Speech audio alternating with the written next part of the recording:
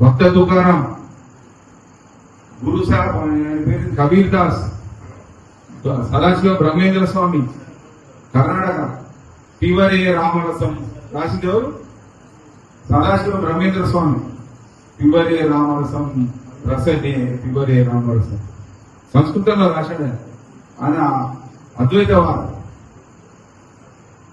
So వీళ్ళ ఆయన పేరు ఆదిశంకరాచార్య, వీళ్ళంతా మహాభక్తులు. వీళ్ళంతా మనం అప్లోడ్ నాకు సౌండ్ కావాలి, ఏం చేస్తావు సౌండ్ పెట్టుకో, 5 గంటలు ఎగురుతావు కావచ్చు, ఎగురు.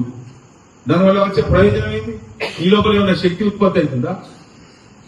1 గంట సేపు మౌనంగా ఉండి చూడు, నీ లోపల అనంతమైన శక్తి ఉంటుంది. 1 గంట సేపు నీ లోపల వచ్చే శబ్దాలన్నింటినీ విను.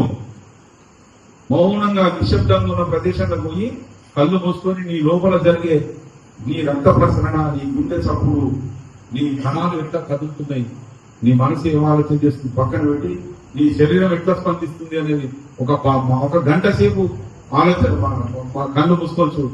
వివేకానంద స్వామి ఎందుకు తయారైంది? ఒకడు